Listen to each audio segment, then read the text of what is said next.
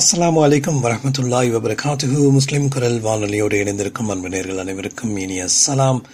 இந்த வேளை வானொலியில் இணையங்களூடாக நீங்கள் இணைந்திருக்கின்றீர்கள். www.muslimkural.com, www.sonagar.com, tbcuk.com, nilafm.com மற்றும் பல இணையதளங்களூடாக நீங்கள் இந்த வேளையில் நம்மோடு இணைந்திருக்கின்றீர்கள்.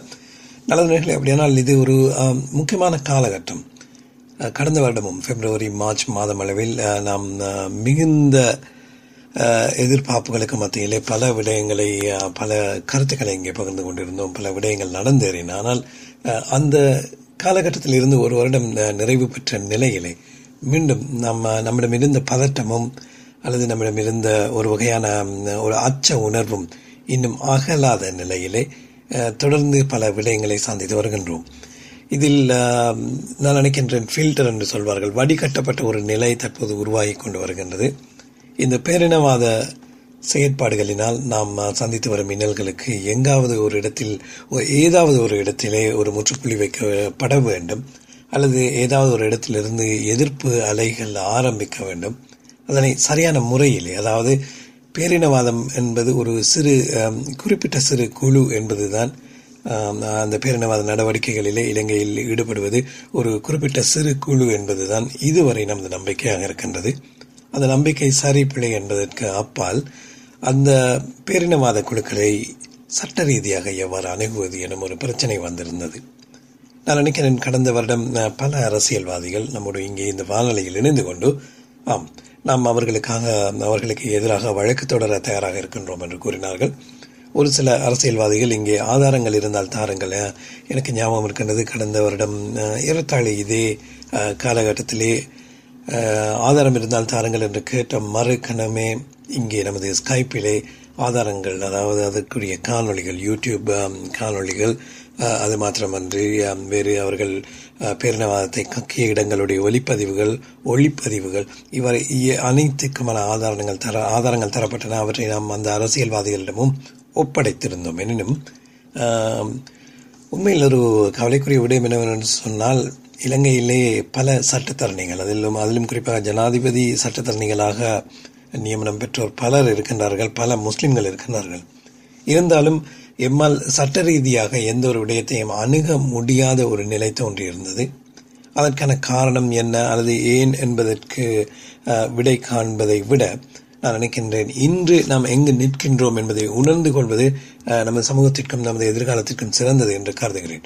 அந்த வகையிலே நம் அண்மையிலே இந்த ஓரிரு வாரங்களாக, குறிப்பாக கடந்த 4ஆம் தேதியிலிருந்து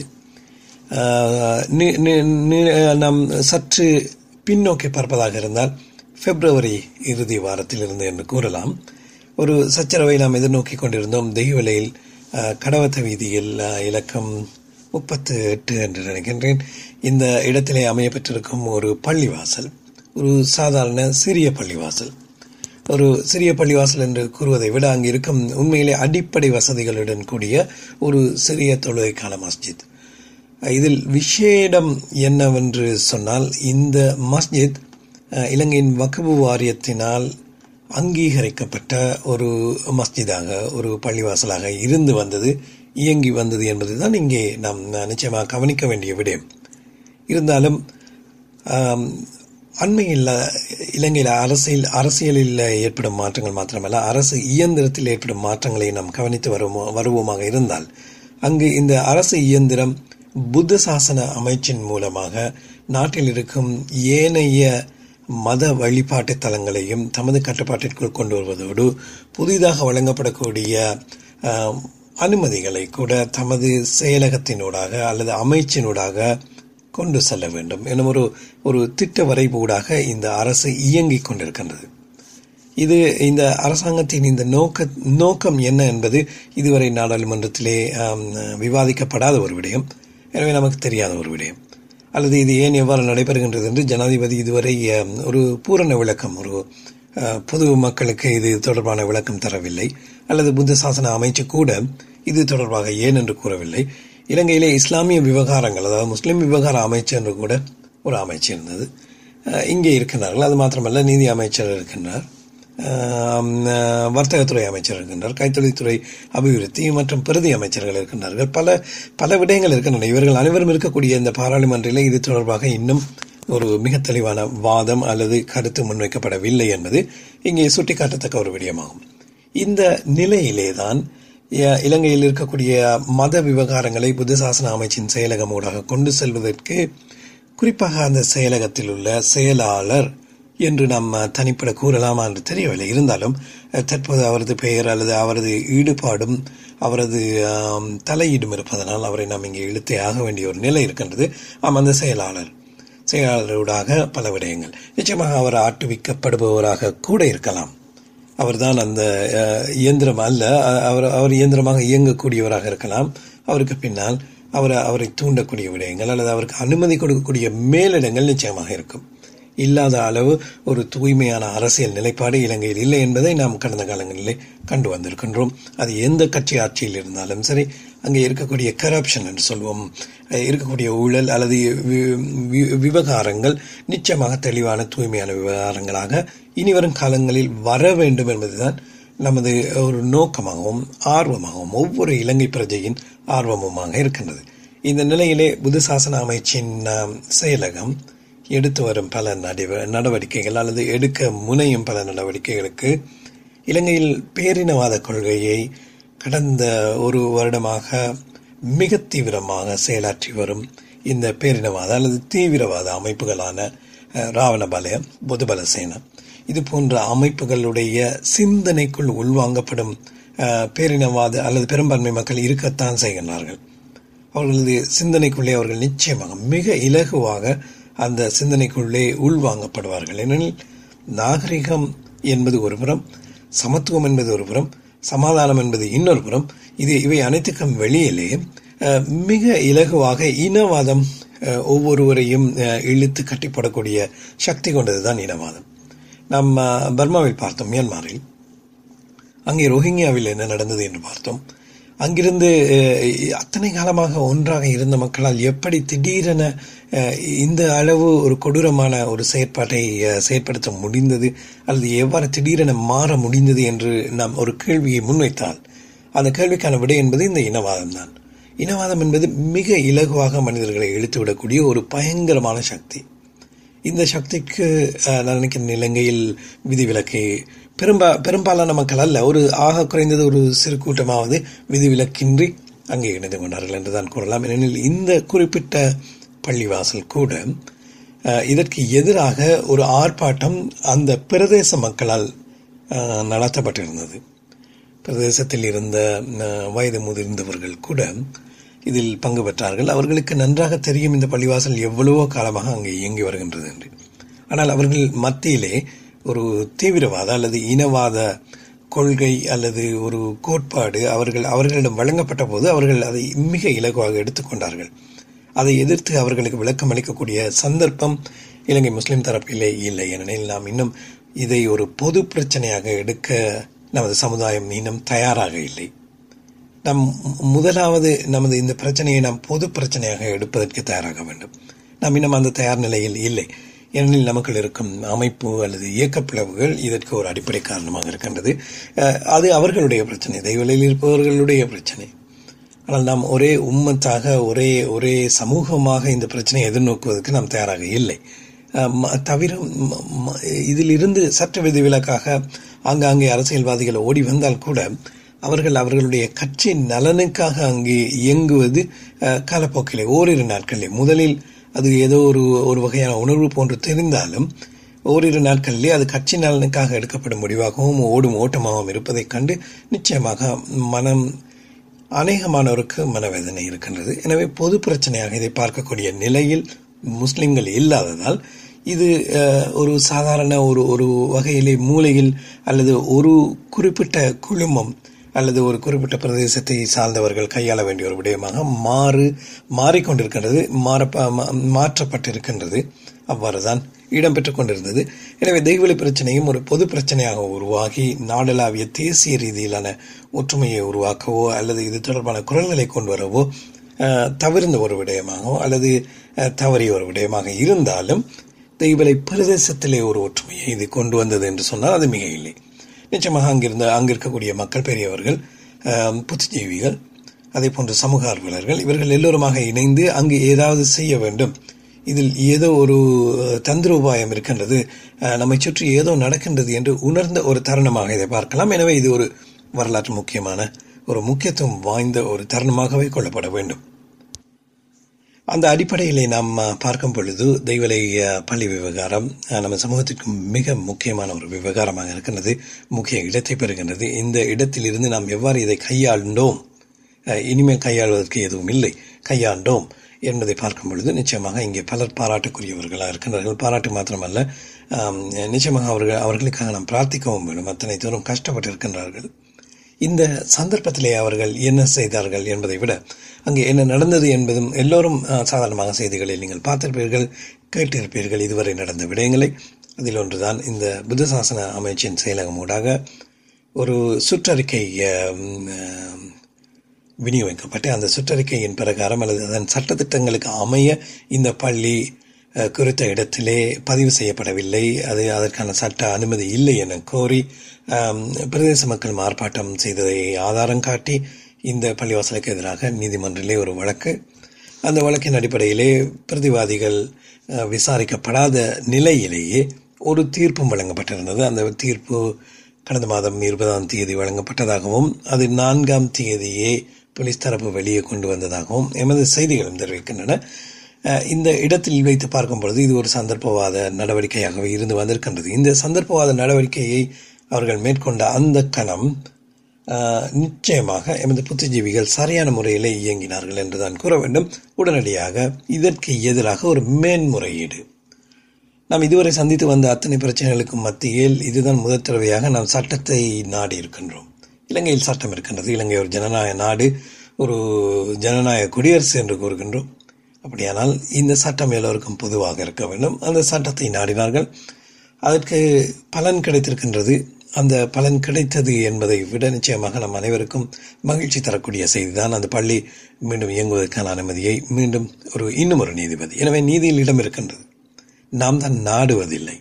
அந்த நீதியை நாடுவதற்கு நாம் தயாராக இல்லை. ஏனெனில் யார் முன்னே செல்வது, யார் பூனைக்கு மணி கட்டுவது, யார் முன்னே செல்வது, யார் சென்று அந்த அபாயத்தை எதிர்நோக்குவது, எதற்காக இந்த அபாயத்தை நாம் எதிர்நோக்க வேண்டும், எதற்காக இந்த சவாலை எடுக்க வேண்டும், எதற்காக நாம் இந்த சமூகத்திற்காக முன் செல்ல வேண்டும். நாளை நமது வியாபாரம், நமது சொத்து பத்து அல்லது நமது உறவுகள், நமது உயிருக்கு கூட ஆபத்து வரலாமே, நாம் பாதுகாப்பாக வாழ்ந்துவிட்டு போவோமே எனும் நிலையை கடந்து 1, 2, 3, 4, 5, 10 நமது சமூகத்தைச் சேர்ந்த புத்திஜீவிகள் முன் சென்றார்கள் அல்லவா. இது ஒரு வரலாற்று தருணம். இந்த நேரத்திலே அவர்களுக்கு எமது நன்றிகள் மாத்திரமல்ல, எமது நிச்சயமாக நாம் கடமைப்பட்டிருக்கின்றோம். அவர்கள் இந்த சமூகத்திற்கு இது ஒரு வழிகாட்டல்.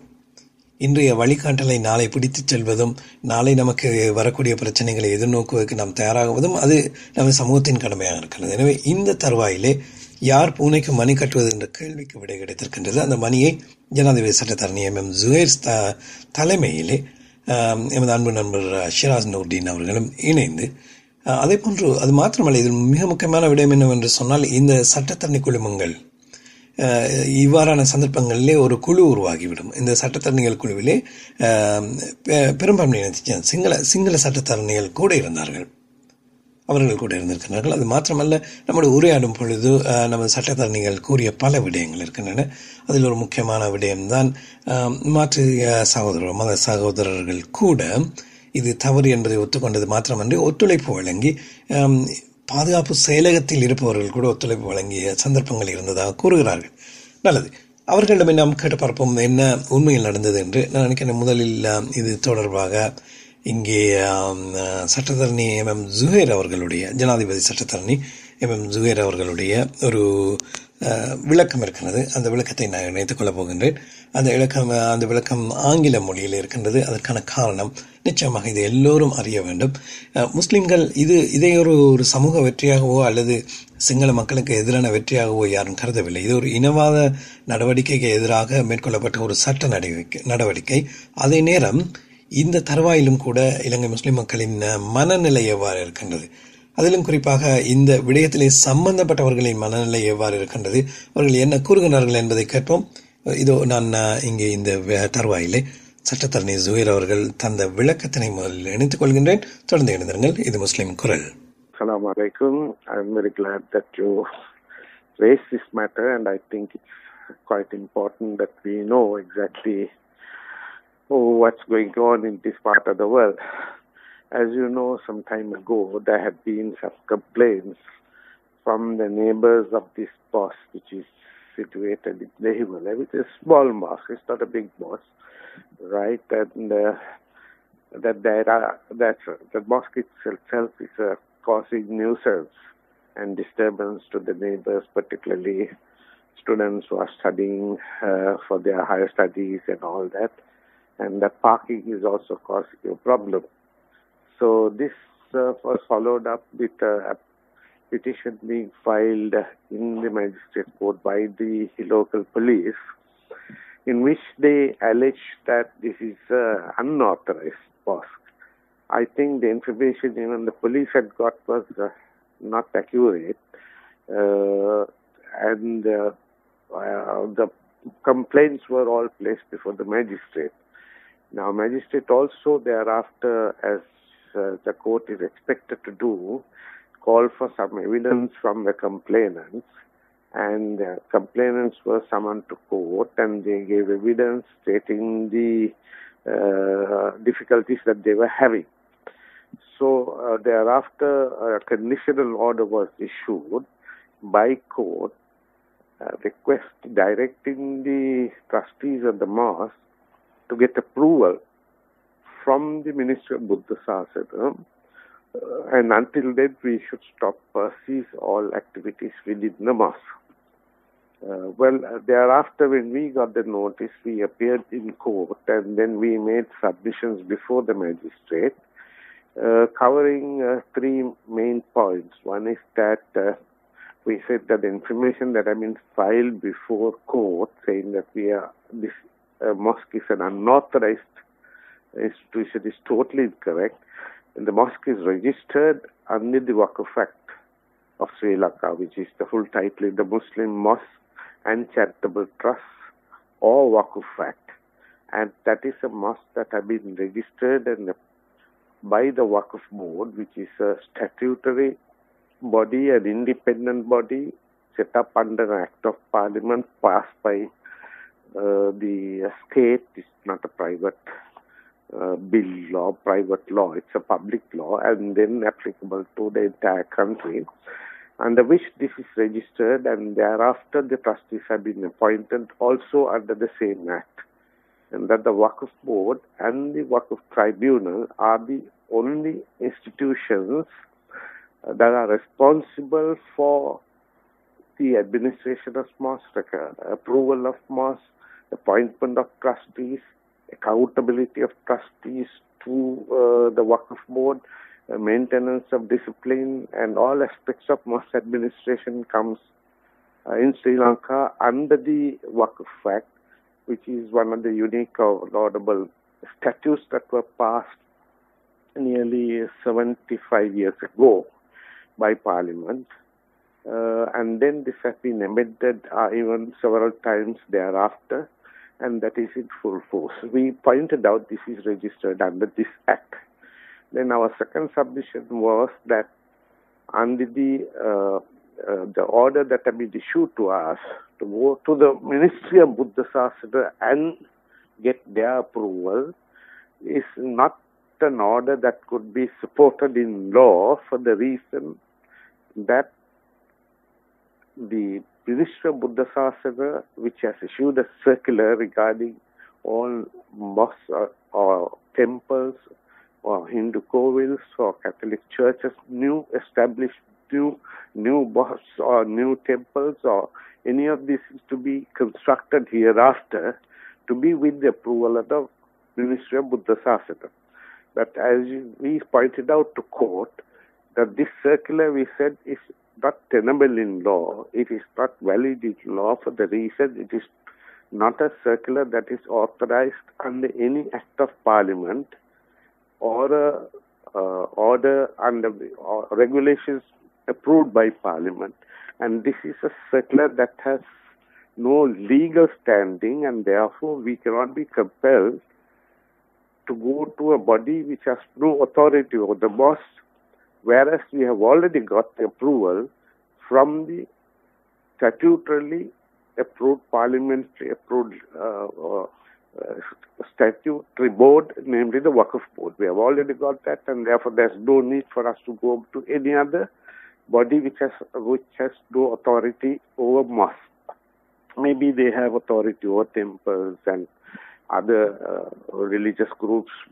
We don't want to speak on their behalf, but then as far as mosque is concerned, we have a separate act. So that was our second point. And then we also took up the argument that this section under which in the Criminal Procedure Code, Section 98, under which the application has been sought to prevent this nuisance that as alleged by them, is not a section that is applicable to the facts and circumstances of this case, and that we will lead evidence in support of these matters. And we called one of the trustees who gave evidence, and his evidence were very clear. He said, we do not use loudspeakers in the mosque, and there cannot be any disturbance to the public unless amplifier or instrument of that nature like a loudspeaker is used. We don't have even a radio, so that at least that could also cause some disturbance to the neighbors. We don't have even a TV which could even cause any irritation for neighbors. Unlike many households in every part of Sri Lanka which have this, and sometimes even passers-by can feel disturbed by this TV or radio sometimes, but unless it is carefully used and moderately used. But in our case, as far as the mosque is concerned, we don't have any of these things, and the worship is 5 times a day, and this does not take more than 10 or 15 minutes, and this is a fundamental right protected under our Constitution, and this fundamental right has to prevail over all other things. But at the same time, we have ensured that there is absolutely no disturbance as far as possible to any neighbors, because we do not want to be a nuisance to anybody.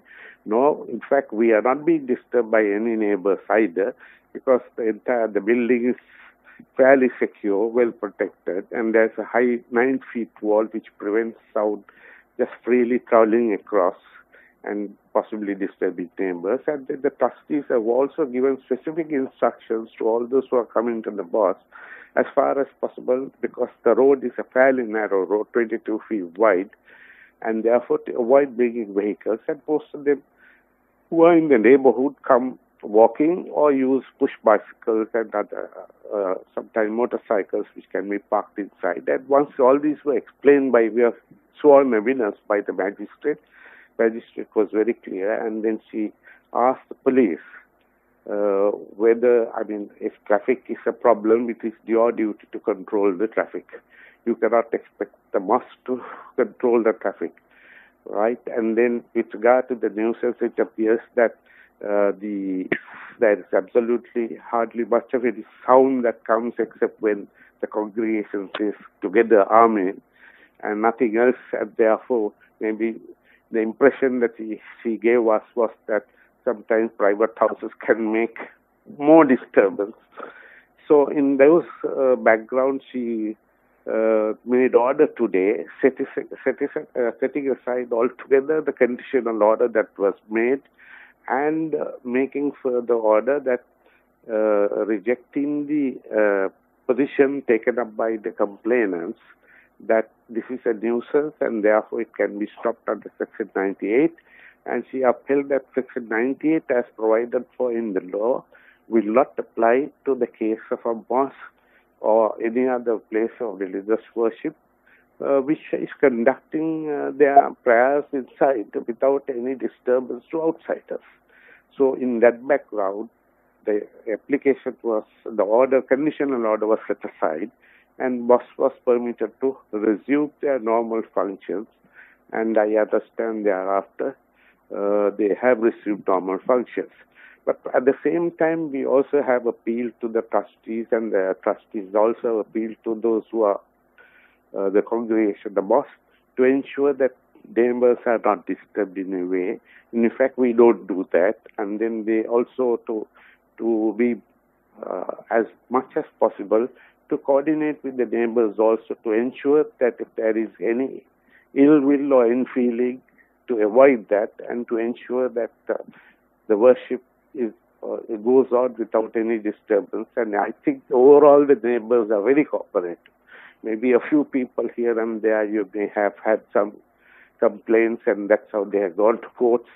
So we are very glad that the justice has been done and mosque has been permitted to resume. Those are the facts related to this case.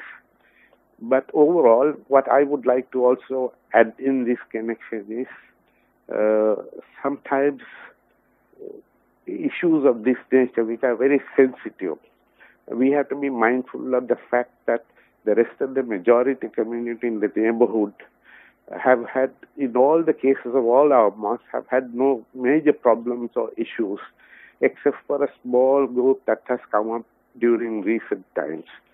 They are called the Dehiwala, the Sinhala Ravia, and some groups like this who are considered extremists within the Buddhist community, who had been from time to time raising unnecessary issues which are dividing the country, unfortunately, on religious and ethnic lines, whereas we should be united and we should be together as a nation. We have to coexist peacefully together with all other communities as we have been living for the last nearly 1,000 years in this country without any major problems. So we are very keen to ensure that that status quo remains, notwithstanding the unfortunate agitation, I might say, that are being created by a few in the majority community. Of course, we also need to avoid extremism. We have to coexist in this country peacefully with others, and that means we have to respect the rights of others and without disturbing others. In fact, I do not say we are, but then the fact is there are some instances which can cause hurt to the others, and I think Islam does not encourage that. So it's our duty with upholding Islam, practicing our prayers, coming out of the mosque, walking on the street, that we should also be models to others so that they will, the respect that the Muslim community has will come into full force and effect. So we are working through various institutions. We have the body, the Jamiatul Ulama. We have also the National Shura Council, which have been recently established, in which I am also one of the office bearers. And we are working very hard to establish that tranquility and peace amongst the communities, notwithstanding the aberrations of a few, which I think time will take care of, if we are also very mindful of the fact that we too have a duty by the country to ensure that law and order is maintained. Those are my comments and observations. நேர்கள் இதுவரை கேட்டது ஜனாதிபதி சட்டத்தரணி M ஜுகைர் அவர்கள் ஆங்கில மொழியிலே நமக்கு தந்த விளக்கம். இந்த அங்கே உண்மையில் என்ன இடம்பெற்றது, அதை அவர்கள் எவ்வாறு பார்க்கின்றார்கள், எவ்வாறு கையாண்டார்கள், என்ன மனநிலையிலே இதை அவர்கள் எதிர்நோக்கினார்கள், அல்லது அதற்கான நடவடிக்கைகள் தொடர்பில் எவ்வாறான தெளிவிலே இருந்தார்கள். எனவே நினைக்கிறேன் அவர் சுட்டிக்காட்டிய விடயங்கள் இங்கே மிக முக்கியமானவை. அதை தற்போது நாம் தமிழிலும் கேட்கப் போகின்றோம். அவர் தமிழிலும் தந்திருக்கும் விளக்கத்தினை அடுத்து இணைத்துக் கொள்கின்றேன். தொடர்ந்து இணைந்திருங்கள். இது முஸ்லிம் குரல். அஸ்ஸலாமு அலைக்கும். இந்த நுகைகொட மேஜிஸ்ட்ரேட்ஸ் கோர்ட்ல எடுக்கப்பட்ட தீர்மானம் ஒரு முஸ்லிம்களுக்கு மிகவும் ஆழமான ஒரு திருப்தியை கொண்டு வரக்கூடிய தீர்மானம் இருந்தது. ஏனென்றால் இது இந்த நாட்டில் முதல் தடவையாக ஒரு நீதிமன்றத்தினால் பள்ளிவாசலை மூட வேண்டும் அல்லது அங்குள்ள நிகழ்ச்சிகள் உடனடியாக நிறுத்தப்பட வேண்டும் என்று கட்டளை பிறப்பிக்கப்பட்டது. இதனைத் தொடர்ந்து இலங்கையில் உள்ள சகல முஸ்லிம்களும், இங்கே இலங்கையில் 20 லட்சம் முஸ்லிம்கள் இருக்கிறார்கள். இவர்கள் அத்தனை பேரும் அதிர்ச்சி அடைந்து ஆத்திரமடைந்தார்கள். அவர்கள் கவலைப்பட்டார்கள். என்றாலும் அவர்களின் நிறைய துவா, அவர்கள் பிரார்த்தனைகளை கொண்டு இறைவன் அருளால் நாங்கள் சட்டத்தரணிகள் ஒரு டீம் நாங்கள் மன்றில் ஆஜராகி இதில் உள்ள உண்மையான நிலைமைகளை விளக்கப்படுத்தினோம். எங்களுக்கு மீதாக தொடுக்கப்பட்ட குற்றச்சாட்டு என்னவென்றால், இந்த பள்ளிவாசலிலிருந்து நிறைய அதிகமான கூடிய அளவு சத்தம் அல்லது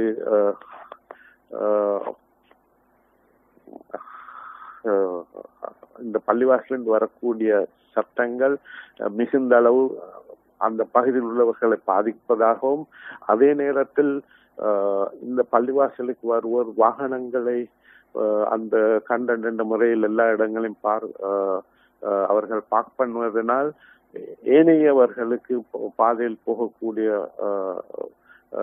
போகுவதில் அசௌகரியங்கள் ஏற்படுவதாகவும், உண்மையில் அந்த பாதை மிகவும் சிறிய பாதை, 22 அடி பாதை, முறையாக பார்க் பண்ணால் மற்றவர்களுக்கு போகலாம். ஆனால் நாங்கள் இரண்டும் அப்படியாக நடைபெறுவதில்லை என்பதை மிகவும் சாட்சி மூலமாகவும் அந்த பள்ளிவாசின் ஒரு ட்ரஸ்டி இர்ஃபான் ஹஜார் அவர் கூட்டிலேறி அவர் சத்திய பிரமாணம் செய்து அவர் அந்த வழக்கு மன்றத்தில் உண்மையான நிகழ்வுகளை எங்களோட பள்ளிவாசலை பொறுத்தவரை எடுத்து கூறினார். அவர் கூறினார், பள்ளிவாசலில் எந்த விதமான ஒளிப்பெருக்கையும் நாங்கள் பாவிப்பதில்லை. பள்ளிவாசலில் மதில் 9 அடி, அந்த பகுதி உள்ளவர்கள் ஏனையவர்களுக்கு அதில் உள்ள உள்ளே நடக்கக்கூடிய பிரார்த்தனைகள் தொழுகைகள் போது அவர்களுக்கு அதனால் எந்த விதமான அசௌகரியம் ஏற்படாத வகையில் தான் நாங்கள் தொழுகை நடத்துகின்றோம். 5 நேரம் தொழுகை நடக்கின்றது. ஜும்மா அந்த பள்ளிவாசல் நடைபெறுவதில்லை. இந்த 5 நேரமும் ஏறக்குறைய 15 நிமிடங்களுக்கு மேலே ஒவ்வொரு தொழுகையும் அங்கே நடைபெறுவதில்லை. இதனால் அங்கே வருவர்கள் வாகனங்கள் இருந்தாலும் அவர்கள் வாகனங்களை வீட்டில் வைத்துவிட்டு நடந்து தான் வருகிறார்கள். சிலர் கொஞ்சம் தூரத்துள்ளவர்கள் சைக்கிள்களில் வருவார்கள். சைக்கிள்கள் பள்ளிவாசல் உள்ளே அங்கே பார்க் பண்ணக்கூடிய வசதிகள் இருக்கின்றன. இதெல்லாம் இந்த மன்றத்துக்கு மிகவும் ஆணித்தரமாகவும் தெளிவாகவும் கூறப்பட்டபின் அந்த நீதிபதி அவர்கள் போலீசாரிடம் கேட்டார்கள், ஏன் நீங்கள் இந்த இப்படியான இந்த பள்ளிவாசலில் நியூசன்ஸ் வருவதாக அல்லது இவர்கள் நடத்தக்கூடிய இது நியூசன்ஸ் ஆக கணிக்கின்றீர்கள், அங்கு ஆகக்கூடிய சத்தம் ஆமேன் என்று சொல்லக்கூடிய பாத்திரம் தான் கேட்கக்கூடியதாக இருக்கலாம் என்று நான் நினைக்கிறேன் என்ற வகையில் கேட்டார்கள். அவர்கள் அதுக்கு முறையான பதில் கொடுக்க முடியவில்லை. அதே நேரத்தில் புத்த சாசன அமைச்சின் அனுமதியின்றி இந்த பள்ளிவாசல் கட்டப்பட்டதாக கூறினார்கள். அந்த புத்த சாசன அமைச்சின் அனுமதி தேவையில்லை என்று நாங்கள் வாதாடினோம். ஏனென்றால் எங்களுக்கென்று ஒரு பிரத்யேக பள்ளிவாசல்களை பள்ளிவாசல்கள் ஆரம்பிக்க முன் அப்ரூவல் எடுக்க வேண்டிய ஒரு மன்றம் வக்ஃப் போர்டு, இது பாராளுமன்றத்தால் பாஸ் பண்ணப்பட்ட ஒரு முக்கிய சட்டம் முஸ்லிம் பள்ளிவாசல்கள் சட்டம். இந்த சட்டத்தின் கீழ்தான் அந்த வக்ஃப் போர்டு வக்ஃப் ட்ரைபல் 2 ஸ்தாபனங்கள் இயங்கி அவர்கள் தான் இந்த பள்ளி பரிபாலனத்துக்கு பொறுப்புள்ளவர்கள். அதற்கு மேலதிகமாக சட்டத்தில் பௌத்த சாசன அமைச்சுக்கு போக வேண்டும் என்று எந்த சட்டத்திலும் குறிப்பிடப்படவில்லை. அதனால் அங்கு போக வேண்டிய அவசியம் இல்லை என்றும் கூறப்பட்ட பொழுது நீதிபதி அவர்கள் போலீசிடமும் மற்ற பிரதிவாதிகளின் பதிலாளர்களின் சட்டத்தரணிகளிடம் விசாரணை செய்தார்கள். ஏதாவது வேறு சட்டம் இருக்க இப்படியான பௌத்த சாசன அமைச்சுக்கு இப்படியான சர்க்குலர் பள்ளிவாசல் கற்றுக்கொள்வது அல்லது புதிய ஒரு பௌத்த மத ஸ்தாபனம் அல்லது கத்தோலிக் அல்லது இந்து மத ஸ்தாபனங்கள் நிர்வகிக்கும் பொழுது அந்த அமைச்சுக்கு போய் அப்ரூவல் எடுக்க வேண்டும், அனுமதி பெற வேண்டும் என்று ஏதாவது சட்டம் இருக்குதா என்று கேட்டார்கள். அதுக்கும் அவர்களுக்கு எந்த சட்டத்தையும் சுட்டிக்காட்ட முடியாத ஒரு சூழ்நிலை இருந்தது. அதன் பின்பு இன்று நீதிபதி அவர்கள் வழக்கை விசாரணைக்கு எடுத்துக்கொண்ட பிறகு மிகவும் தெளிவான ஒரு ஆர்டர் கட்டளை ஒன்று பிறப்பித்தார்கள். அதில் அவர் தெளிவாக கூறினார்கள், இந்த அவங்க வழக்கு கொண்டு வரப்பட்டிருந்த கோட் ஆஃப் கிரிமினல் ப்ரொசீஜர் கண்டக்டின் 98வது சரத்தின் கீழ் ஒரு பள்ளிவாசல் உள்ளே நடக்கக்கூடிய விடயங்கள் அது ஒரு நியூசன்ஸ் என்ற அடிப்படையில் கொண்டு செல்ல முடியாது. அது சட்டத்தில் அதற்கு இடமில்லை. இது நியூசன்ஸ் என்று சொல்லும் பொழுது பாதைகளில் அல்லது பொதுமக்கள் போகக்கூடிய வழிகளில் ஏதாவது அப்படி இருந்தால், பகிரங்க இடங்கள் பப்ளிக் பிளேசஸ்கள் ஏதாவது நடந்திருந்தால் அதை அனுமதிக்க முடியாது. அதுக்கு எங்களுக்கு மன்றால் உத்தரவு பிறப்பிக்க முடியும். ஆனால் பள்ளிவாசல்களோ அல்லது மத ஸ்தாபனங்கள் உள்ள நடக்கக்கூடிய விடயங்களுக்கு எங்களுக்கு தடை உத்தரவு பிறப்பிக்கிறதுக்கு இந்த 98வது செக்ஷன் அந்த அதில் எந்தவித அதிகாரமும் இல்லை என்று அந்த கண்டிஷனல் ஆர்டரை நிராகரித்து ஒதுக்கிவிட்டு பள்ளிவாசலை தொடர்ந்து உங்கள் பள்ளிவாசல் தொழுகைகளை தொடரலாம் என்ற கட்டளையும் பிறப்பித்து அங்கே இருக்கக்கூடிய முஸ்லிம்களுக்கு விசேஷமாக நீதிபதி கேட்டுக்கொண்டார்கள். முடியுமான அளவு பெரும்பான்மை சமூகத்தோடு ஒற்றுமையாக வாழக்கூடியதாக உங்கள் பள்ளிவாசலை நீங்கள் பரிபாலிப்பது உங்களுக்கு நல்லது என்ற ஒரு நல்ல ஒரு ஆலோசனையும் கூறி முடிக்கப்பட்டது. நாங்கள் மிகவும் சந்தோஷப்படுகின்றோம். இந்த நாட்டிலுள்ள முஸ்லீம்கள் இன்று வெள்ளிக்கிழமை எல்லா பள்ளிகளிலும் தொழுகை நடத்தப்பட்டது. இந்த பள்ளிவாசலில் மீண்டும் தொழுகை நடக்கக்கூடிய அந்த எங்களுக்குரிய உரிமை கிடைக்க வேண்டும். இன்றைய ஜும்மா தொழுகையின் போது எல்லா பள்ளிவாசல்களிலும் நாட்டில் உள்ள பெருமளவு பள்ளிவாசல்களுக்கு கூற வேண்டும். விசேஷ பிரார்த்தனை நடைபெற்றது. அதற்கு பிறகு இன்று மாலை தான் இந்த வழக்கு எடுக்கப்பட்டது.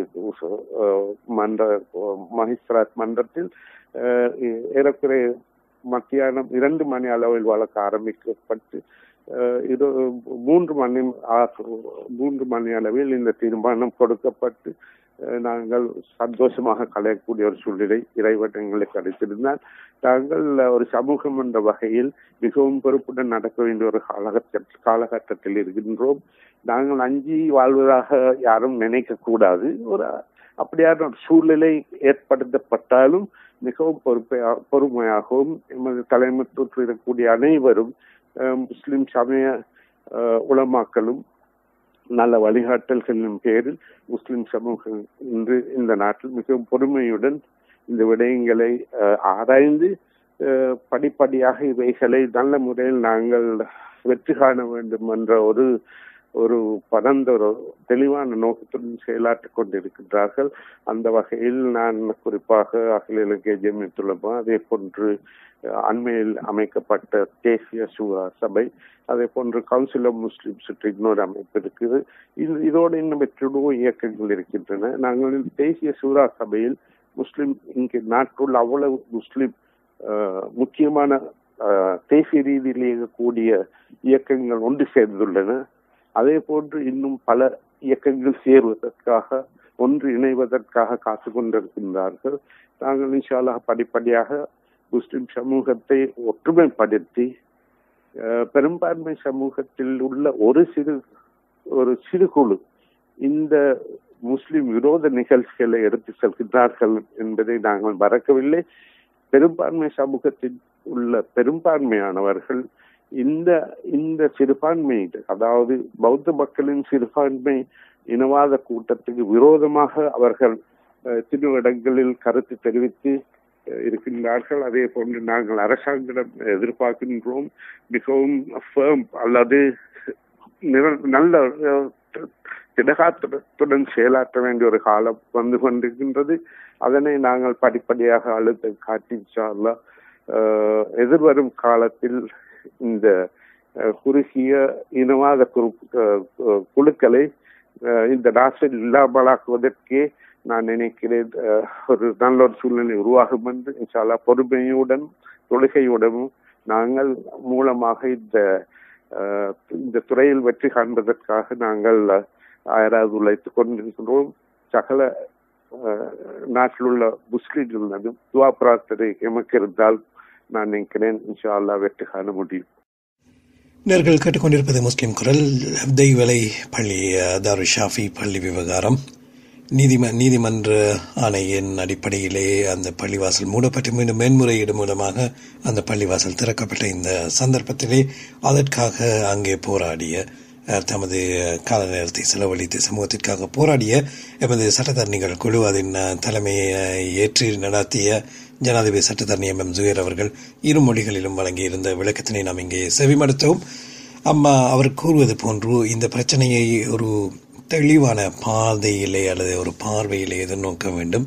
அதன் எதிர்நோக்கல் மூலமாக அதிலிருந்து நாம் கற்றுக்கொண்ட பாடங்கள், அதே போன்று இந்த இவ்வாறான பிரச்சனைகள் நாம் நோக்குவதற்கான ஒரு ஆரம்பமாகவும் இந்த சந்தர்ப்பத்தை நாம் கருத முடியும். எனவே அவர்களிடம் ஒரு தெளிவு இருந்தது, இந்த பிரச்சனையை எவ்வாறு கையாள வேண்டும் என்று ஒரு தெளிவு இருந்தது. இங்கே பொய் வாக்குறுதிகள் அல்லது இங்கே சாதாரண விடயங்கள், ஒரு சாதாரண அரசியல் கலப்பு இல்லாததனால் நான் நினைக்கிறேன் அவர்கள் எதை செய்ய வேண்டும் என்று விரும்பினார்களோ அதை செய்தார்கள். இதுதான் இந்த இடத்தில் இருக்கக்கூடிய ஒரு உண்மையாகும். ஏனெனில் அவர்கள் மிக தெளிவாக ஒரு அடிப்படையில் ஒரு இணக்கப்பாட்டிற்கு வந்துவிட்டார்கள். இது எங்கிருந்து ஆரம்பிக்கிறது, இதை எவ்வாறு கையாளலாம் என்று. இங்கே நீதி நிலைநாட்டப்படவில்லை. எனவே அந்த நீதியை நாம் நாடலாம் என்ற ஒரு தைரியமும் ஒரு வழிகாட்டலும் அவர்கள் இங்கே தந்திருக்கின்றார்கள். இது ஒரு நல்ல ஆரம்பம். இதை நாம் எதிர்காலத்திலும் நிச்சயமாக இதே வகையிலே நம் சமூகம் சந்திக்கக்கூடிய விடயங்களை கையாளலாம்.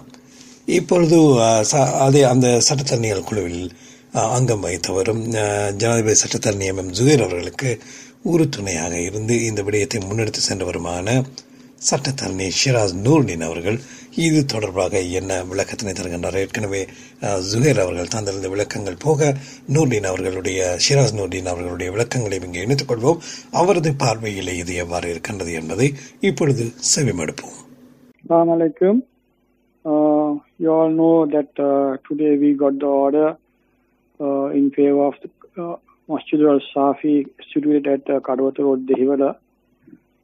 This problem was there for last 4 months. This masjid, which is registered under Waqf Board,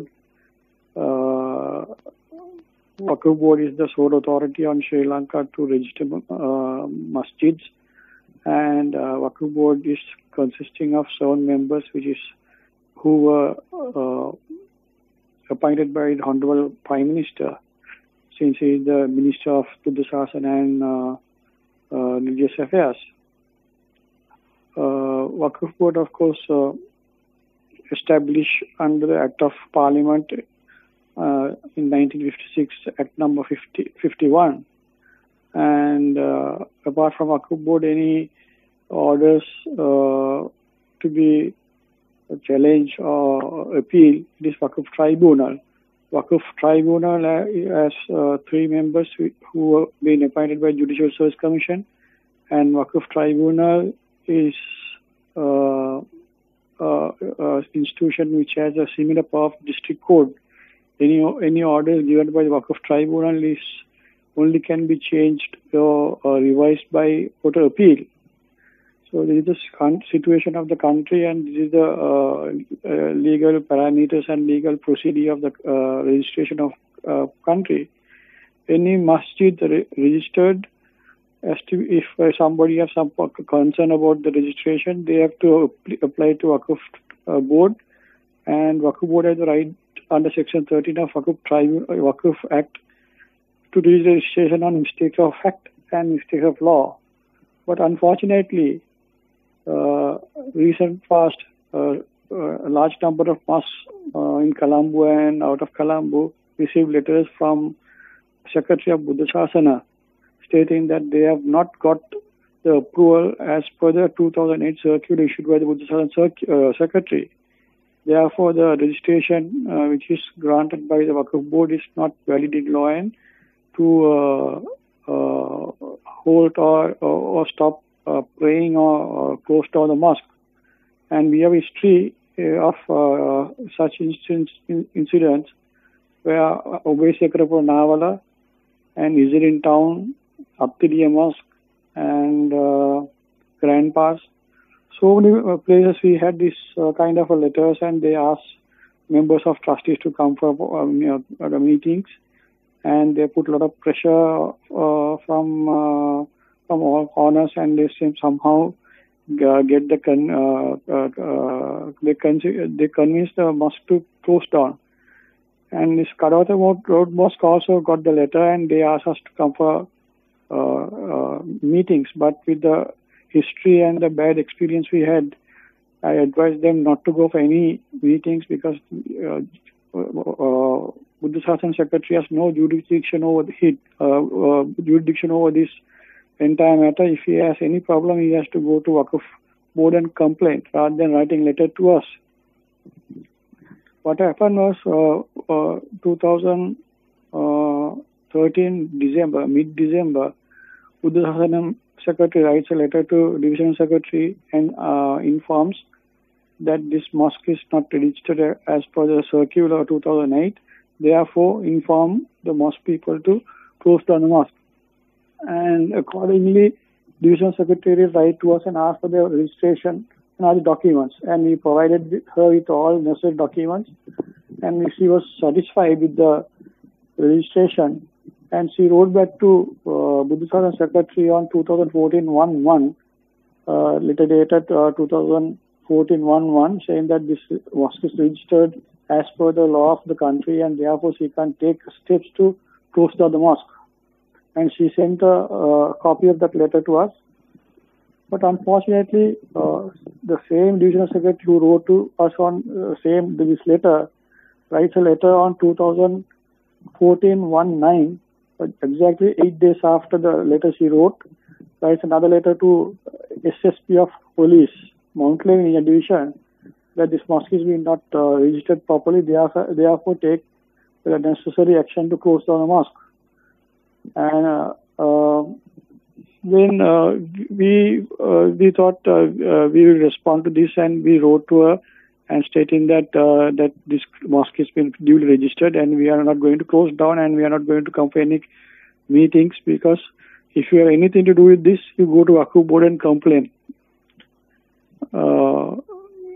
And after some times, we came to know that the police has gone to Gangarodha Magistrate on 6th of February this year and reported a case under Section 98, subsection 1 of Criminal Procedure Code, stating that there is a public nuisance and unlawful obstructions by this mosque, and some people have complained about it, and asked for notice only for one party, that is the Buddhist Singhalese party, and then they have not asked notice on us, and accordingly magistrate has given notice only to Buddhist parties, and case was fixed on 20th of February.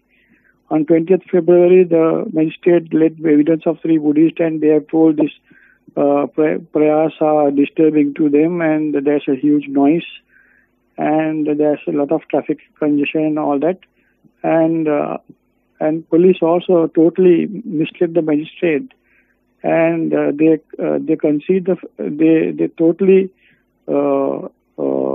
suppress the fact that this must be registered duly, and there's a registration, and the impression the magistrate got that this mosque was unauthorized structure and is illegal mosque which without any kind of a approval. And she delivered the order under Section 98 and says this is a temporary order. She to suspend all religious activities till we get the approval of Buddha Sasana Secretary, and if you have any grievance to come before the magistrate court and place our case on or before 6th of March. And this order was given on 20th, but unfortunately the order was delayed serving to us, and we got this order on 3rd evening, 4 o'clock. And 4th, myself and Mr. M.M. Zubair, President Council, studied this case record and gave notice to police on 4th, and we went to court on 5th. But unfortunately, 5th, the motion was not entertained since that it was the excuse they gave us, the motions were supposed to file before 9:15, and it was 9:20, 5 minutes delay. And we came back and we went on 6th with a big team of lawyers, Buddhist lawyers also supported and being part of our team. We placed our case and informed the magistrate that the magistrate is misled, and this court is being this masjid is being registered under Waqf Board Act, and the Board of Trustees has been appointed by the Religious Affairs Ministry, and all the documents were marked and produced, and one of the trustees gave evidence. And after that, magistrate realized that she was being misled, and she asked. Then police were pressing that the circular, and they had not got the circular. As for the circular, they had not got the permission. And magistrate observed that, and Parliament Act cannot be superseded by the mere circular of a public officer. If that is so, Parliament and the acts were not useful, and this public servant circular will have more powers, and there will be a lot of problems in future. And she also said that there's a traffic congestion. It's up to the police to send the police traffic constable and do the traffic regulations. And the lawyers appeared for the other party said that there are some other regulations and they want time to produce that. And magistrate gave one more day, that is, it is today. And case is taken up today, and the lawyers who appeared for the party said that they don't have any other regulation to show. Upon that, magistrate delivered the order, and she delivered the order, and she, in her order, she says that this mosque does not breach peace of peace, and as for her to act under Section 98(1) and make her order absolute, she don't have any evidence on unauthorized unlawful obstructions or public nuisance. And Section 98 subsection 1B category, there's no way she can act under that section, since this mosque is now a trade, and this prayers is not amount to be a occupation or part of trade. Therefore, she vacated the former order and allowed the mosque to be functioned smoothly, and warned all the parties to keep peace. And mashallah, after Asr prayers, we started the prayers, and we have informed all the Jamaat people that they should not come in vehicle and got any cause any inconvenience to any community. And mashallah, at the moment the prayers are going on. நேர்கள் முஸ்லிம் குரலோடு இணைந்திருக்கின்றீர்கள். சட்டத்தரணி Shiraz Noordeen அவர்களுடைய விளக்கம் எவ்வாறு இருந்தது என்பதை தற்போது செவிமடுத்தீர்கள். அது இந்த பிரச்சனை என்பது ஒரு சமூக பிரச்சனை. நான் இந்த இடத்திலே குறிப்பாக சுட்டிக்காட்ட வேண்டிய ஒரு விடயம், சட்டத்தரணி ஷிராஸ் நூர்தீன் அவர்களுடைய பல விவகாரங்களில் இந்த கடந்த வருடங்களில் நமது சமூகம் எதிர்நோக்கிய பல விடயங்களிலே திரைமறைவில் என்று கூற முடியாது. நிச்சயமாக அவர் நமக்கு தெரிந்த, அதாவது விடயம் அறிந்தவர்களுக்கு தெரிந்தவராகவே ஷிராஸ் எப்பொழுதுமே இந்த சமூக விவகாரங்களில் மிகவும் அக்கறையுடன் ஈடுபடக்கூடிய ஒரு மனிதர். அவர் இதன் மூலமாக அவர் எதையும் எதிர்பார்ப்பதில்லை என்பது நாம் நிச்சயமாக அறிந்த விடயமாகவே இருக்கின்றது. அவர் ஒரு சமூக நோக்குடன் இந்த இவ்வாறான விடயங்களிலே செயற்படுகின்றார். எனவே ஷிராஸ், நான் நினைக்கின்றேன், இது தவிரவும் கடந்த வருடம் ஆசாத் சாலியினுடைய கைது, ஆசாத் சாலியினுடைய விவகாரம், அது மாத்திரமன்றி ஃபேஷன் பாக், இப்படி பல்வேறு விடயங்கள். அன்று எனக்கு ஞாபகம் இருக்கின்றது, ஃபேஷன் பாக் தாக்கப்பட்ட அந்த இரவு உடனடியாக அந்த ஸ்தலத்திலே ஷிராஸ் ஏனையரோடு அங்கே அமைச்சர் ரிஷாட் பட்யுடீன், அது போன்று ஆசாத் சாலி, ஷிராஸ் அங்கே இருந்திருந்தார். இவர் ஒரு சமூக சேவகர் என்பதை விட ஒரு மிக அக்கறையான ஒரு மனிதர். இந்த இடத்துல ஷிராஸை பற்றி மேலும் குறிப்பிடுவதாக இருந்தால் தனி மனித புகழாரம் என்பதற்காக அல்ல, ஒரு எடுத்துக்காட்டுக்காக நாம் கூறுவதாக இருந்தால் இவர் போன்றவர்கள் இன்னும் அதிகமாக நமது சமூகத்திற்கு தேவை என்னும் எடுத்துக்காட்டாக நாம் கூற வேண்டிய தேவை இருக்கின்றது. இருந்தாலும் மிக அதிகமாக கூறுவதானால் அது தனி மனித புகழாரமாக போய்விடும். அந்த புகழாரத்தை அவரும் விரும்புவதில்லை. எனக்கு அவரை தனிப்பட்ட ரீதியிலே அறிந்த வகையிலே அவரும் அதை விரும்புவதில்லை. அவர் இதை ஒரு சமூக அக்கறையுடன் செயற்படுத்தி வருகின்றார். உண்மையில் அவர் இருக்கும் இந்த நிலையிலே, அவரது உடல் நலம் இருக்கும் இந்த நிலையிலே அவர் இத்தனை தூரம் வெளியில் ஓடி ஆடுவதை நான் நினைக்கின்றேன் உண்மையில் தவிர்க்கப்பட வேண்டிய ஒரு விடயம். மருத்துவ ஆலோசனை அவ்வாறே இருந்தும் ஷிராஸினுடைய சமூக அக்கறை, சமூக செயற்பாடு நிச்சயமாக அங்கீகரிக்கப்பட வேண்டும். மனிதர்கள் அங்கீகரிக்காவிடனும் அல்லாஹ்வுடைய பார்வையிலே நிச்சயமாக இறைவனிடத்திலே அவருக்கான அங்கீகாரம் கிடைக்க வேண்டும். அதற்காக நாம் எமது பிரார்த்தனைகளை இணைத்துக் கொள்கின்றோம். இந்த வேளையில் நினைக்கிறேன் ஷிராஸ் கடந்த காலங்களிலும் இலங்கை முஸ்லிம்கள் எதிர்நோக்கிய பல பிரச்சனைகளை எதிர்நோக்கிய அல்லது எல்லா பிரச்சனைகளிலும் கூடுதலான பிரச்சனைகளில் ஈடுபட்ட ஒரு மனிதர் என்ற வகையிலே நிறைந்த அனுபவம் இருக்கின்றார். அவரிடம் நான் மேலும் அதிகமாக இதை பற்றி வினவியிருந்தேன். நான் ஏற்கனவே குறிப்பிட்டது போன்று சட்டத்தரணி ஜுவேர் மற்றும் ஷிராஸ் நூர்டின் அவர்களுடைய முழுமையான ஆங்கில நேர்காணல்களை நாம் காலக்கிரமத்திலே வெளியிட இருக்கின்றோம் இணையத்திலே.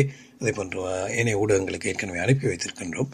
இந்த நிலையிலே ஷிராஸிடம் நான் மேலும் அறிய ஆவல்பட்ட வேளையில் இது ஒரு எங்கே இதை நாம் நிறுத்துவது அல்லது எந்த வகையில் பார்ப்பது, இந்த சமூகம் இதை எவ்வாறு எதிர்நோக்க வேண்டும், நாம் இதை வெறும் கடவத்தை வீதியிலே நடந்த ஒரு பள்ளி விவகாரமாக பார்ப்பதா அல்லது இது ஒரு பேரினவாத தாக்குதலின் தொடர்ச்சியாக பார்ப்பதா, இதை நாம் எங்கே பார்ப்பது, எங்கே இணைப்பது என்ன போன்ற விவரங்களையும் நான் உரையாடியிருந்தேன்.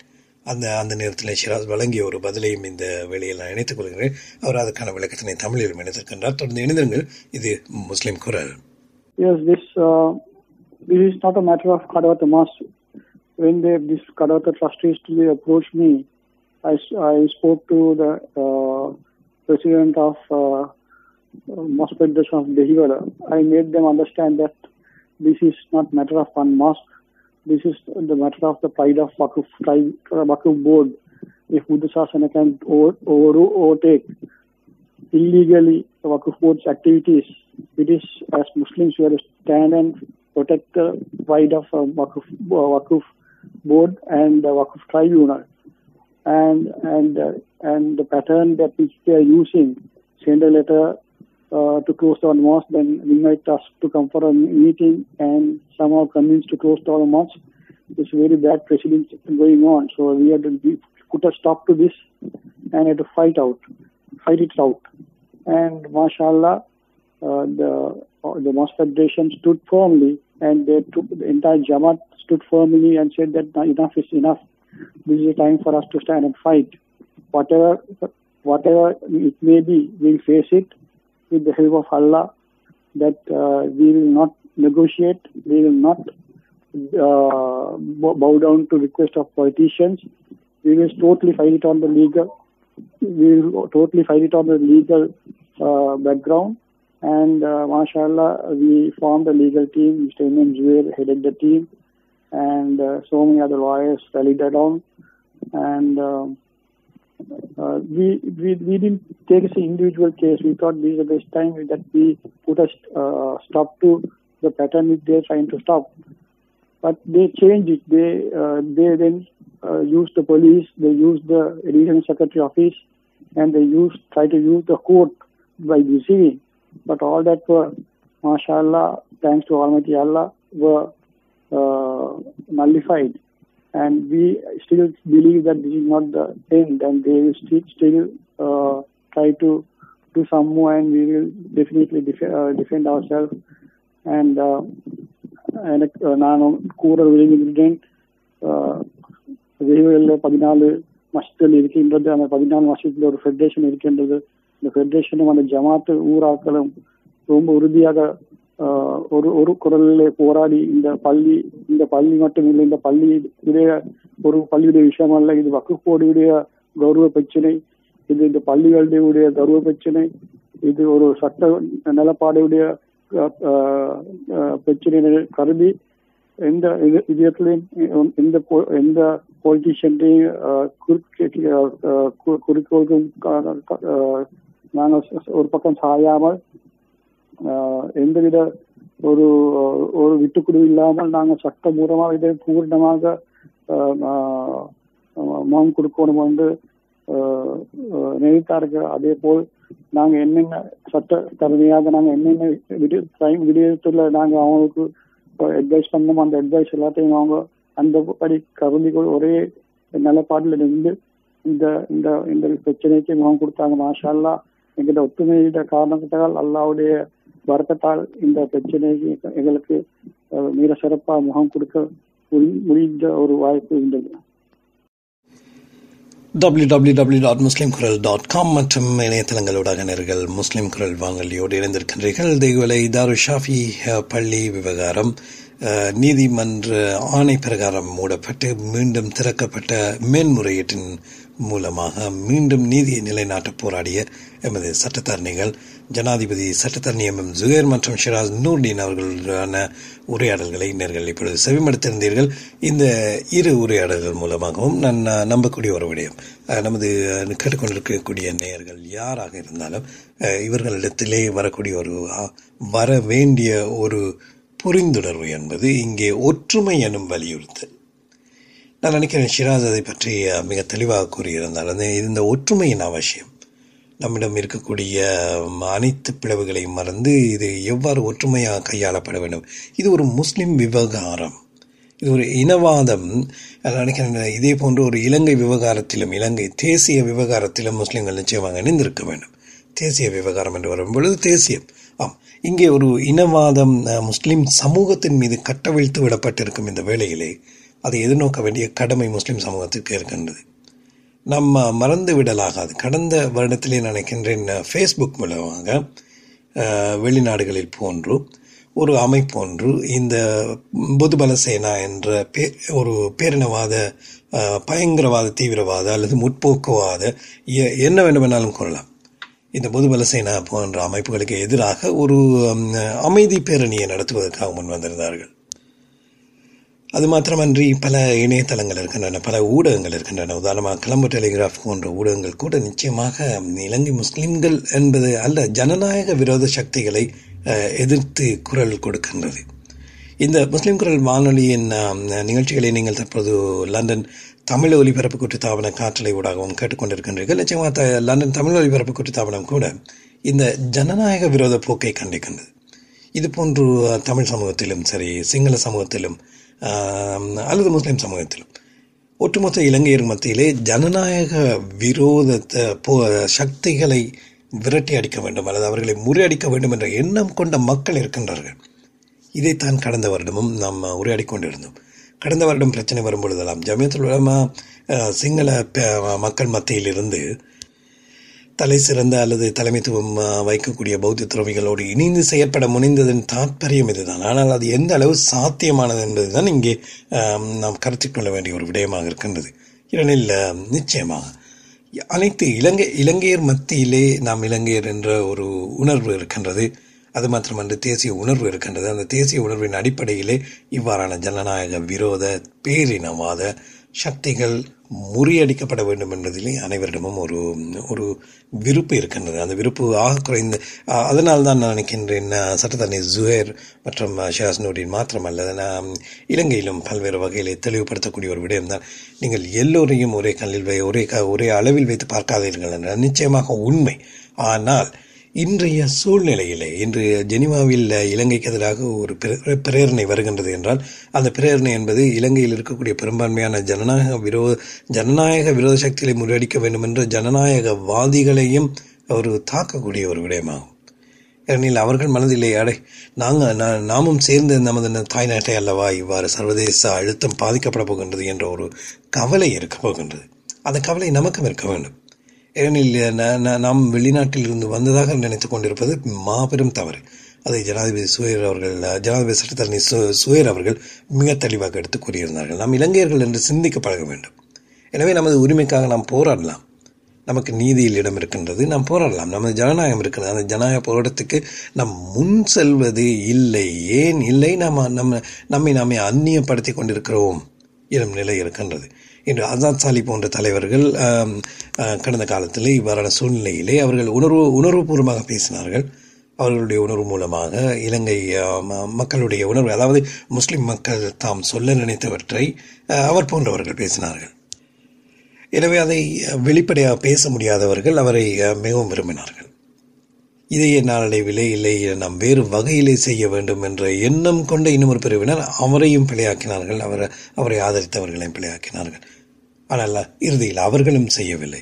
இப்படி ஒருவரை ஒருவர் சாடுவதனாலோ அல்லது ஒருவரை ஒருவர் குறைப்பிடிப்பதனாலோ குற்றம் கூறுவதனாலோ இன்று ஏற்பட்டிருக்கும் நிலையை நாம் நிச்சயமாக எதிர்கொள்ள முடியாது என்பதை கடந்த ஒரு வருட காலமாக நாம் கற்றுக்கொண்ட பாடம். அது மாத்திரமன்றி இன்று மீண்டும் நாம் ஒற்றுமையாக இருந்தால் நிச்சயமாக இவற்றை எதிர்கொள்ள முடியும் என்பது நிரூபிக்கப்பட்ட ஒரு பாடமாக இருக்கின்றது. இந்த பாடத்தினை நாம் எடுத்துக்கொள்வது நமது கடமையாக இருக்கின்றது. இந்த ஒற்றுமை என்பது சாதாரணமாக வரவில்லை. இதில் தெய்வலை பள்ளிவாசல்கள், தெய்வலை பகுதியிலே பல பள்ளிவாசல்கள் இருக்கின்றன. நான் நினைக்கிறேன் ஏறத்தாழ 7 அல்லது 8 பள்ளிவாசல்கள் சேர்ந்த ஒரு சம்மேளனம் இருக்கின்றது. நினைக்கின்றேன் நீதிமன்றிலே அது 16 என்று ஒரு தகவல் வழங்கப்பட்டதாகவும் அந்த தகவல் தவறு என்று கூட நாம் அறிந்திருந்தோம். இந்த வேளையில் தெய்வலை பள்ளிவாசல்கள் சம்மேளனம் இங்கே முக்கியமான ஒரு பங்கை வகிக்கின்றது. இந்த பள்ளிவாசல்கள் சம்மேளனம் உடனடியாக காரியத்தில் இறங்கி ஒரு ஒருங்கிணைப்பை, கோஆர்டினேஷன் என்று சொல்வோம், ஒரு ஒருங்கிணைப்பை உருவாக்குவதற்காக எல்லோர் மத்தியிலும் ஒரு ஒருங்கிணைப்பை உருவாக்கி எல்லோரையும் இந்த விடயத்திலே ஒற்றுமையாக செயற்பட வைப்பதற்காக நிச்சயமாக மிகுந்த சிரமத்துக்கு மத்தியிலே பணியாற்றியிருந்தார்கள். அவர்களது பணியை பற்றி நாம் மிக தெளிவாக நீண்ட நேரம் பேசலாம். ஆனால் அந்த பணியின் முக்கியத்துவம் என்ன என்பது நாம் அனைவரும் அறிந்த ஒரு விடயம். அந்த பணியை சேவனே நிறைவேற்றியிருந்தார்கள். எனவே அந்த பள்ளிவாசல்கள் அமைப்பு சார்பிலே நாம் அதன் தலைவர் ரமீஸ் ஆஜியாரோடும் இங்கே உரையாடியிருந்தோம் இந்த குறித்த விவகாரம் தொடர்பாக. எனவே ரமீஸ் ஆஜியார் இந்த வேளையிலே என்ன தருகின்றார், என்ன தகவலை தருகின்றார், நமக்கு என்ன விளக்கத்தினை தருகின்றார் என்பதையும் செவிமடுப்போம். தொடர்ந்து இருந்திருங்கள். இது முஸ்லிம் குரல். அஸ்ஸலாமு அலைக்கும் வரஹ்மத்துல்லாஹி வபரகாத்துஹு. நாங்கள் ஒரு சமுதாய ரீதியில் எந்த பிரச்சனை வந்தேன்னு சொன்னாலும், ஒரு முஸ்லீம்கள் ரீதியில் எந்த பிரச்சனை வந்தாலும் ஒரு முறையாக இதற்கு இந்த சொல்யூஷன் காண வேணும் இருக்குது. ஆனபடியால தான் இந்த பிரச்சனையை ஒரு வருஷமா வந்த பிரச்சனையில நாங்கள் ஒரு முறையாக இந்த பிரச்சனையை கையாண்டோம். எப்படின்னு சொன்னா ஒரு ஃபெடரேஷன் ஒன்று இருக்குது தெஹிவலையில். இந்த ஃபெடரேஷன்ல அழகான முறைக்கு மஷூரா பண்ணி ஒரு பிரச்சனை வந்தால் என்னென்ன மாதிரி சொல்யூஷன் கொடுக்குறோம். ஆனாலும் நாங்கள் எப்பயுமே ஒரு லாங் டேர்ம் ஒரு கான்கிரீட் டிசிஷன் ஒன்று தான் நாங்கள் எதிர்பார்த்துட்டு இருந்தோம். ஏன்னு சொன்னாக்க டெம்பரரி டிசிஷன்ஸ் வந்தோம்னு சொன்னா எங்களுக்கு இன்றைக்கு அவங்க ஓகேன்னுவாங்க, நாளைக்கு நம்மளுக்கு பிரச்சனை பண்ணுவாங்க. ஸோ நாங்கள் மஷூரா பண்ணி நாங்கள் யோசனை பண்ணோம் இதுக்கு எப்படி ஒரு கான்கிரீட் டிசிஷன் போகிறோம். என்ன கரெக்ட் டைம் என்னடாக்க இந்த மாதிரி ஜெனீவால ஒரு ப்ராப்ளம் இருக்குது, எலெக்ஷன்ஸ் இங்கே இருக்குது. ஸோ இந்த டைமை வச்சு நாங்கள் எங்களுக்கு எவ்வளோ அட்வான்டேஜ் எடுக்கணும் அந்த முறைக்கு நாங்கள் இதை பயன்படுத்துறதுக்கு தான் நாங்கள் பிளான் பண்ணோம். அதே மாதிரி இன்றைக்கு முஸ்லிம்களுக்கு வர பிரச்சனை எல்லாத்தையும் அழகான முறைக்கு எங்களுக்கு தீர்த்துக்கெல்லாம் அழகான முறைக்கு ஒரு கூட்டு ஒரு முயற்சியும் செஞ்சோம்னாக்க மாஷால்லா அல்லாஹ் கிருபையை கொண்டு இன்றைக்கு இந்த வீக்ல எங்களுக்கு நல்ல முறைக்கு நாங்கள் ஒர்க் பண்ணோம். அல்லாஹ் கிருபை நல்ல முடிவுன்னு எங்களுக்கு கிடைச்சிக்குது.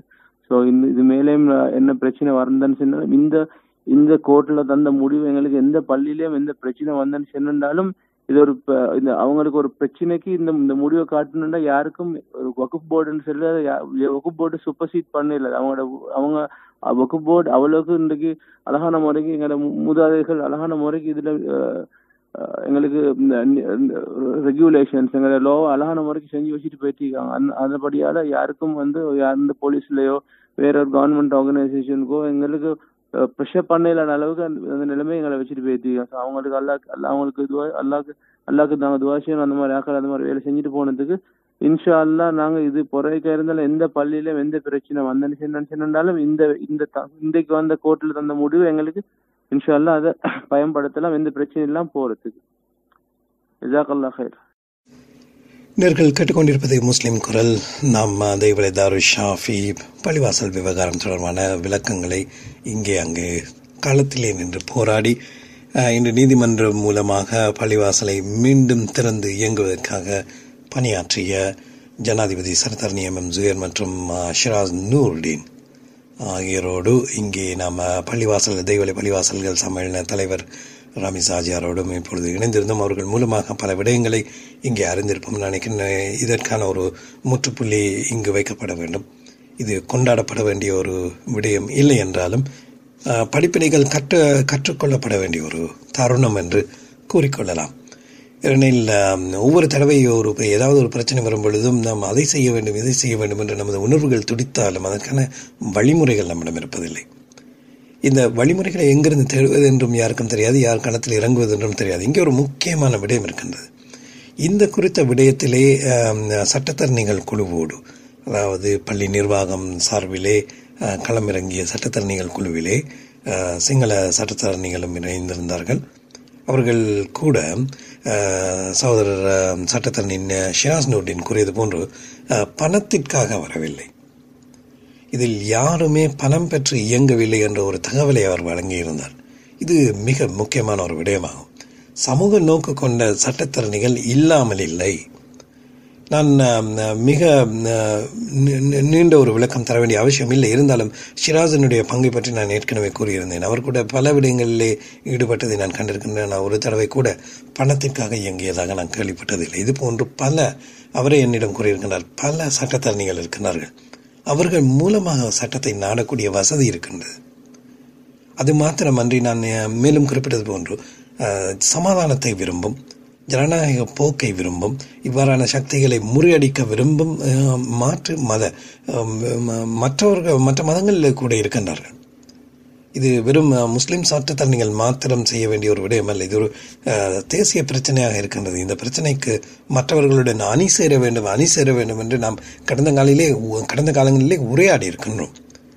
இங்கே நான் மிக தெளிவாக எனது அனுபவத்தில் கூறுவதாக இருந்தால், இங்கே லண்டன் மண்ணிலே கூட பல அமைப்புகள் நாம் செய்ய வேண்டும், இணைய வேண்டும், அவர்களுடன் இணைந்து செயலாற்ற வேண்டும் என்று கூறியிருக்கின்றார்கள்.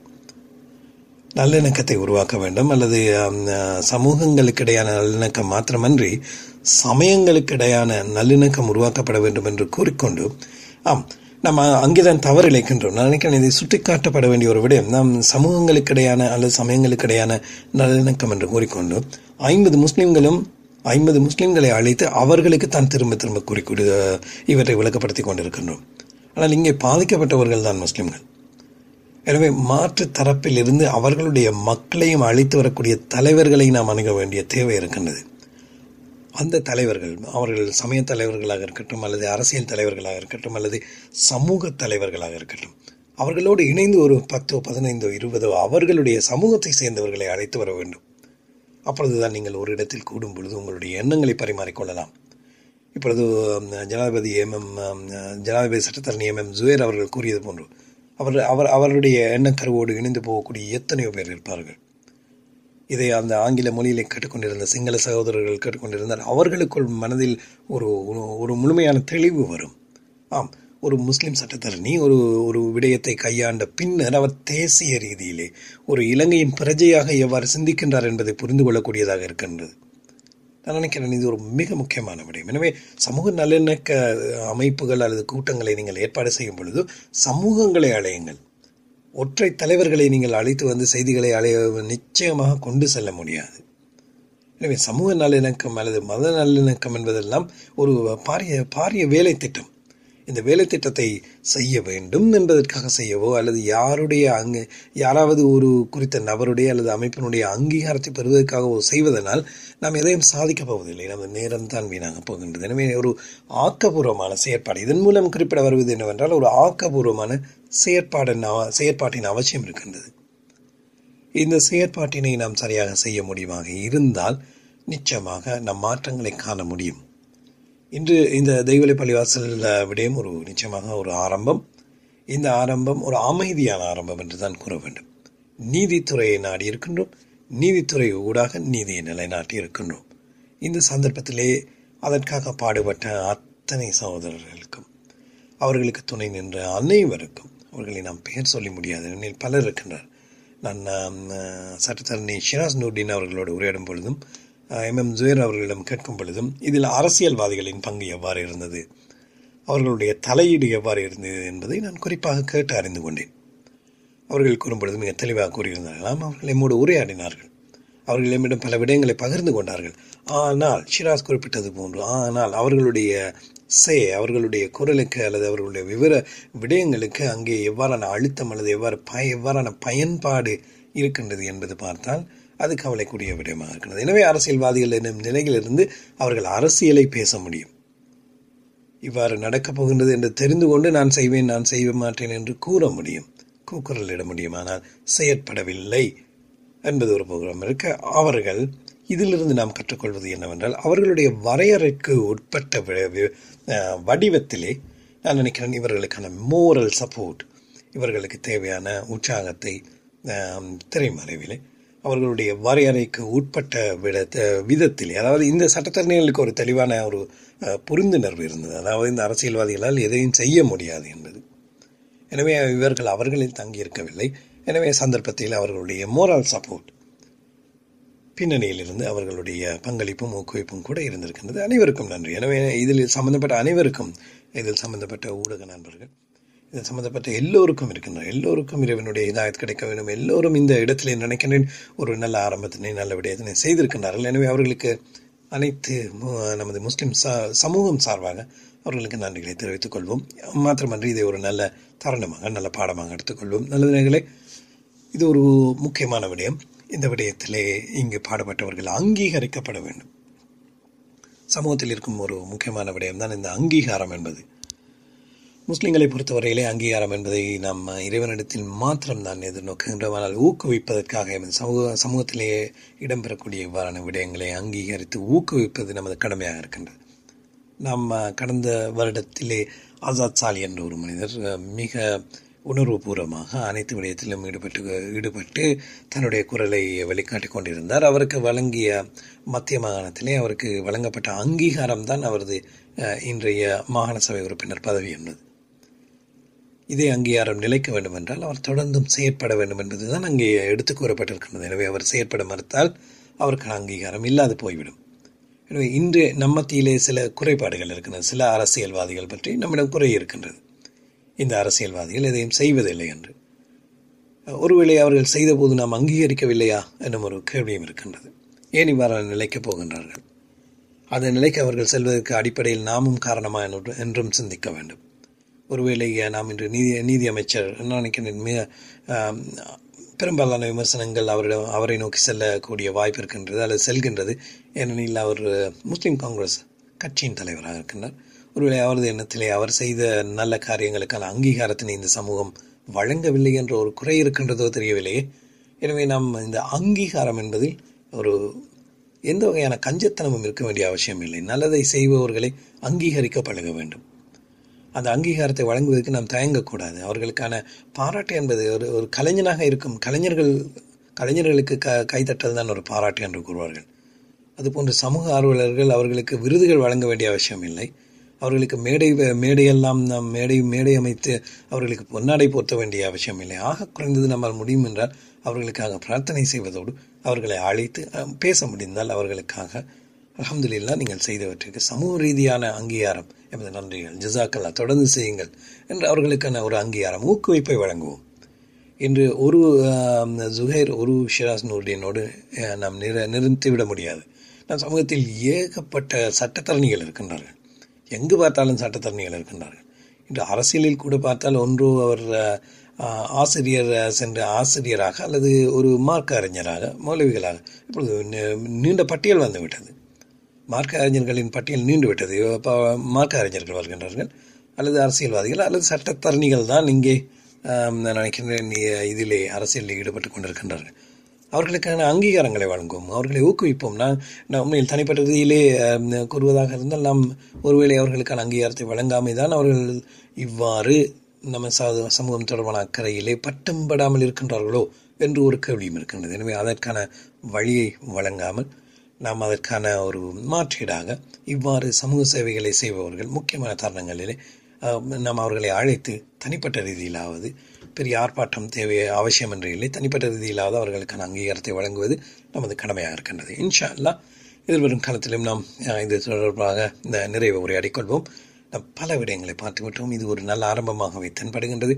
இங்கிருந்து நாம் கற்றுக்கொண்ட விடயங்களூடாக எதிர்காலத்தை திட்டமிட்டு நல்லதொரு சுமூகமான ஒரு ஐக்கியத்துடன், சமாதானத்துடன், பயமற்ற அச்சமற்ற சூழ்நிலையை வாழக்கூடிய ஒரு இலங்கை மண்ணை எதிர்நோக்கிய பயணத்திலே ஜனநாயக சக்திகளோடு எமது குரல்களையும் எமது கரங்களையும் இணைத்துக்கொண்டு நாம் எதிர் செல்ல வேண்டிய காலகட்டம் இருக்கின்றது, முன்னோக்கி செல்ல வேண்டிய காலகட்டம் இருக்கின்றது. இந்த காலகட்டத்தில் அனைவரும் இணைத்துக் கொள்வோம். எல்லாம் வல்ல அல்லாஹ் அனைவருக்கும் நல்லவர்கள் புரிய வேண்டும். அவனே பெரியவன். எனவே அவனிடம் எமது பிரார்த்தனைகளை முன்வைப்போம். பிரார்த்தனைகளை முன்வைத்துக் கொண்டு செயற்திட்டங்களை வகுத்து அந்த செயற்திட்டங்களோட செயற்படுவோம். நல்லது நேயர்களே, மீண்டும் எமது இந்த நிகழ்ச்சியின் இந்த நிறைவு கட்டத்தின் போது அனைவருக்கும் கேட்டுக்கொண்டிருந்தவர்களுக்கும் அதே போன்று இந்த விடயத்திலே பங்கெடுத்த அனைத்து தரப்பினருக்கும் எமது நன்றிகளை, சமூக ரீதியான நன்றிகளை தெரிவித்துக் கொண்டு இன்றைய முஸ்லிம் குரல் இந்த விஷய நிகழ்ச்சியை நிறைவு செய்து கொள்கின்றேன். தொடர்ந்து இணைந்திருங்கள். எமது வளமையான நிகழ்ச்சிகள் இடம்பெறும்.